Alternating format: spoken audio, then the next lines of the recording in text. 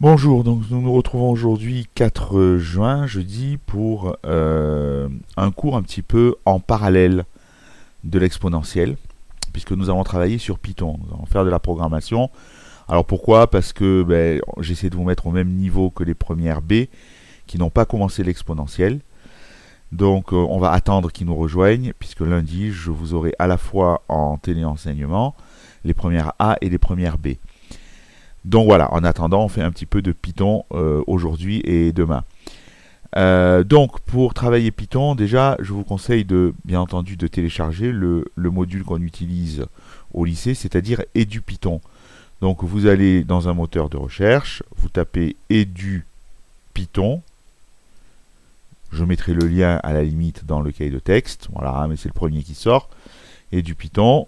Vous allez dans téléchargement.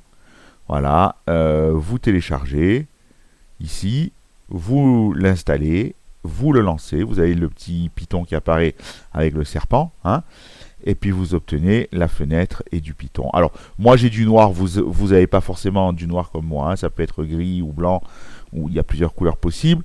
Donc, vous avez ici, je vous rappelle, la fenêtre au centre, c'est la fenêtre pour faire des programmes de plusieurs lignes. Et vous avez en bas la console. La console, c'est quand on fait de petits programmes. Ce n'est pas vraiment des programmes, qu'on tape juste des instructions. Hein, c'est ce qu'on va faire aujourd'hui d'ailleurs pour découvrir des concepts. Voilà, donc aujourd'hui, comme je vais me servir de la console à quoi je reconnais? Je reconnais aux 3 signes supérieurs. Là, c'est les chevrons, hein, les 3 chevrons. Donc pour bien que vous y voyez, je vais la détacher. Voilà, je vais la monter ici. Hein, comme ça, on va bien voir. Voilà, hein, elle est au centre de l'écran. Bien, alors vous avez découvert normalement en seconde et avec moi en début d'année les différents types de variables Python. On a vu des variables de type texte, des variables de type nombre entier, int, nombre décimal, float. Aujourd'hui, nous allons découvrir les variables de type liste. Donc vous allez compléter la fiche que je vous ai demandé de télécharger. Donc, pour créer une liste, alors c'est quoi une liste? Comme son nom l'indique, hein, c'est une liste de plusieurs éléments. Ici, donc, j'ai mis 4 éléments dans la première liste que je définis. Un nombre entier, 2, 3 et un texte, soleil. Vous voyez que les différents éléments d'une liste sont séparés par des virgules et on met des crochets pour définir une liste. Donc, vous tapez dans la console, L égale. Si je mets des crochets, donc Python reconnaît que c'est une liste. Premier élément c'est 1, puis 2, virgule, puis 3. Donc il les met en vert, il reconnaît que ce sont des nombres entiers. Puis des guillemets, très important, soleil. Si vous oubliez les guillemets, c'est faux, hein, puisque ça veut dire que ce serait une variable soleil qu'on n'a pas définie, donc il ne le connaîtrait pas. Voilà. Alors vous avez votre liste de 4 éléments. Alors les éléments sont numérotés, un peu comme pour les suites. Hein, même beaucoup. Le premier élément, c'est le numéro 0. Le deuxième élément, c'est le numéro 1, le numéro 2, puis le numéro 3. Donc vous voyez bien qu'une liste de 4 éléments, ça va aller jusqu'au numéro 3, hein, puisqu'on commence à 0, toujours. Donc, si vous affichez maintenant print, comme on vous dit dans l'activité L de 0, print L 0, ça va vous faire afficher l'élément numéro 0 de la liste. Vous voyez qu'il faut bien mettre des crochets, hein, pour dire que c'est l'élément 0. L'élément numéro 0, c'est 1. Alors, maintenant, pour faire afficher l'élément numéro 1, il faut faire print L1. Alors, dans la console, ce n'est pas la peine de retaper 2 instructions quand elles se ressemblent. Vous allez sur le clavier, vous prenez la petite flèche vers le haut. Hein, il y a les flèches en bas, à gauche, à droite, en haut. Vous prenez celle du haut. Et ça vous remet la dernière instruction. Vous revenez avec la flèche à gauche, vous modifiez, vous transformez à 1, et je vois bien que L de 1, l'élément numéro 1, c'est 2. Pareil, l'élément numéro 2, c'est 3, et l'élément numéro 3, c'est le mot, le texte, soleil. Voilà. Donc vous pouvez compléter ce petit tableau. Donc, que se passe-t-il maintenant si on tape L4? A priori, l'élément numéro 4 n'existe pas. Parce qu'on s'arrête à soleil. Effectivement, j'ai une erreur une erreur, pardon. Il me met index error, list index out of range. Ça veut dire que l'index numéro 4, ici, il est en dehors de la plage d'index de ma liste, puisque ça va s'arrêter à l'index numéro 3. L'index, c'est le numéro, hein, c'est l'élément numéro 3. Voilà. Bien, on passe à la suite. Donc là, vous avez un petit récapitulatif, hein, je vous conseille de le garder, de le lire, bien entendu, et c'est ce qu'on vient de faire.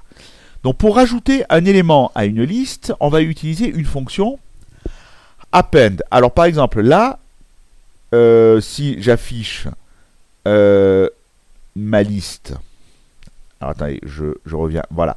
Pour afficher une liste, on peut faire print, alors je retourne dans la console, voilà, print L. À l'heure actuelle, dans ma liste L, il y a 1, 2, 3 et le mot soleil, 4 éléments. Si je veux ajouter par exemple l'élément pluie, je vais faire L.append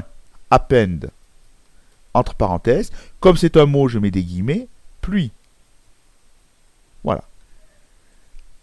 Entrée, alors là, il ne se passe rien puisque je ne demande rien d'afficher. Mais si je fais print L, alors, comme je l'ai déjà tapé, il y a 2 instructions, je prends la flèche vers le haut 2 fois. Voilà, print L. Vous voyez que maintenant, ma liste a 5 éléments. Hein, soleil et pluie. Voilà. Donc, ils seront toujours numérotés. Numéro 0, numéro 1, numéro 2, numéro 3, numéro 4. Voilà, donc print L, ça vous affiche ça. Alors, pour connaître le nombre d'éléments d'une liste, c'est la variable, on utilise la fonction len.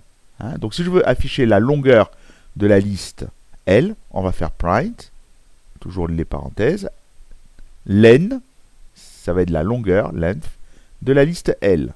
Voilà. Et là, entrée. Alors, vous voyez la petite erreur que j'ai faite, hein, elle est, il n'y a pas de majuscule. La casse est très importante, ce qu'on appelle la casse. La fonction len est sans majuscule. Donc ne faites pas, voilà. La longueur de la liste L, eh bien c'est 5. Il y a 5 éléments dans la liste L. Voilà. Bien, donc pareil, petit récapitulatif pour ajouter un élément et pour connaître la longueur d'une liste. On passe maintenant au 1.3. Alors, il y a des listes particulières dans Python, ce sont les listes range. Alors, on vous dit, range, avec un nombre, ça vous génère automatiquement une liste. Si vous tapez par exemple A égale range 3, voilà. Eh bien ça va vous générer une liste. Alors pour afficher tous les éléments de la liste, on va utiliser une boucle. On va afficher l'élément numéro 0, l'élément numéro 1 et numéro 2. Donc qu'est-ce qu'on va faire? On va faire for, donc c'est exactement la consigne que j'ai tapée là. Hein. For, pardon, x in a, 2 points, parce que c'est une boucle for. Donc ça veut dire pour tous les éléments x qui sont dans la liste A, on va afficher, print, l'élément x. Alors vous voyez que là j'ai les 3 petits points qui se mettent automatiquement. On indente parce que je suis dans la boucle pour. Donc ça va répéter, ça va afficher x. X va décrire en fait tous les éléments de la liste A, c'est-à-dire range 3. Bien, vous allez voir ce qui va s'afficher. Il faut faire 2 fois entrée pour dire que c'est terminé. Voilà. Ça m'affiche 0, 1, 2. Donc vous voyez que range 3, en fait, ça génère une liste à 3 éléments. Ben, les 3 premiers entiers naturels en démarrant par 0. 0, 1, 2. Ça, on l'avait déjà un petit peu vu au début de l'année. Ensuite, donc que contient la liste range 3, 0, 1, 2. Si on tape, pareil, avec range 1, 6. Alors par exemple, A égale range 1, 6. 1,6. Voilà.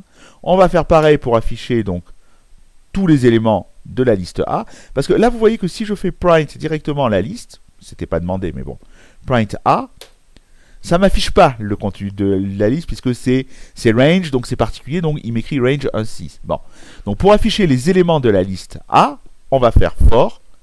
Alors j'ai pris X, mais j'aurais pu prendre J, K, L, n'importe quel S. X in ma liste A, 2 points, c'est une boucle. On va afficher print X. Voilà. 2 fois entrée. Et là, vous voyez que range 1.6, ça contient en fait tous les éléments de 1 jusqu'à 5. Donc, en fait, on démarre au premier, c'est 1, et on s'arrête à une unité avant 6, c'est-à-dire on s'arrête à 5. Vous remarquez que quand j'avais range au début, ici range 3, je m'arrêtais à 2. Voilà. Hein? Bien. Voilà. Donc, on revient ici. On continue maintenant le dernier. Donc là, vous complétez. Je vous laisse compléter. Tapez dans la console range 3, 15, 2. Alors, on va faire pareil. Hein. A égale range 3, 15, 2. Voilà. Et pour afficher tous les éléments. Alors là, je vais vous montrer. Non, je vous garde la même méthode. Allez, for x in a, 2 points, print x. Voilà, print x, 2 fois entrée. Alors, regardez ce qui s'affiche. Je pars de 3 et je compte en fait de 2 en 2. 3, 5, 7, 9, 11, 13, mais vous voyez qu'il n'affiche pas 15. Donc ça s'arrête toujours avant 15. C'est-à-dire que range 3, 15, ça m'afficherait en fait tous les entiers de 3 jusqu'à 14. Et en rajoutant 2, ça vous affiche les entiers 2 à 2, avec un pas de 2. D'accord? Voilà ce qu'il faut connaître sur la fonction range. Donc range permet de générer des listes très facilement. Hein, des listes de nombres entiers, bien sûr. Enfin, je dis des listes de nombres entiers, mais des listes de nombres à virgule aussi. Hein. On peut remplacer 2 par 0,1, et dans ce cas, vous avez des nombres à virgule. Bien. Voilà. Alors, maintenant qu'on a fini le range, donc là, vous avez le petit récapitulatif sur la fonction range. Donc, range n, c'est tous les entiers de 0 à n-. Range bn, c'est tous les entiers de b jusqu'à n-, donc inférieur strictement à n. Et bnp, ben, c'est tous les entiers de b jusqu'à n-, c'est-à-dire inférieur strictement à n, avec un pas de p. Alors maintenant, on va voir comment créer une liste en compréhension. Alors, créer une liste en compréhension, ça veut dire créer une liste à partir d'une formule. Alors, une formule de suite, par exemple. On prend la suite un définie de façon explicite par un égale 2 fois n plus 1. Calculez les 11 premiers termes de la suite un, je vous laisse compléter, c'est très facile. Vous remplacez n par 0, 1, 2, 3, 4, 5, jusqu'à 10. Hein. Donc vous allez voir les différents termes de votre suite. Alors pour générer une telle liste, on peut taper dans la console la formule de n plus 1, en lui disant que n, il doit varier de 0 jusqu'à 10. Mais de 0 jusqu'à 10, c'est range 11. Donc on va dire pour n dans la liste range 11. Donc il va prendre cette formule, il va remplacer n par tous les entiers de la liste range 11, c'est-à-dire de 0 à 10. Il va calculer 2n plus 1 et il va les ajouter dans la liste L. On va le faire. Alors, L égale, donc je redescends. Alors surtout, redescendez toujours à la dernière ligne de la console. L égale. Comme c'est une liste, on met entre crochets. Donc 2 fois n plus 1. Voilà, ça c'est ma formule. For n in range 11. Voilà. Donc, entrée, ça l'a fait en un clin d'œil. Et maintenant, je vais afficher ma liste L. Et vous allez voir, elle contient exactement les entiers que vous trouviez, les nombres de la suite. Voilà, ça c'est générer une liste en compréhension. Alors maintenant, pour faire un petit bilan, je ne l'ai pas écrit dans la fiche, mais on peut aussi générer une liste avec une boucle for. C'est la 4e méthode et dernière méthode. Alors, je peux essayer de faire pareil, sauf que vous allez voir, c'est un petit peu plus long, hein, avec une boucle for. Alors, par exemple, ici, je veux que n décrive tous les entiers de 0 à 10. Donc, je vais dire for n in range 11, 2 points. Voilà. Donc, on va répéter ça 11 fois. Eh bien, on va utiliser la fonction append. On va faire... Alors, sauf que là,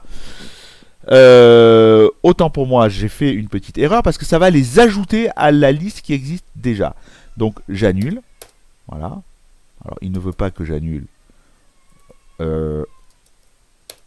Alors, on va taper n'importe quoi. Print L. Voilà. Il y a une erreur, mais c'est pas grave. Il faut réinitialiser ma liste L. Donc, on va faire L égale une liste vide. Voilà, donc en faisant L égale une liste vide, ça a effacé les termes que j'avais déjà mis dans ma liste L. Maintenant, je peux commencer ma boucle. For n in range 11 de points. Voilà, on va faire L.append, c'est pour ajouter un élément. Et bien, qu'est-ce qu'on ajoute comme élément? On ajoute 2 fois n plus 1. Terminé. Entrée. Et maintenant, si vous regardez votre liste L, c'est la même. Print L. Voilà. Donc c'est pareil, c'est deux méthodes un petit peu différentes, mais voilà, ça fait en tout en fait 4 méthodes.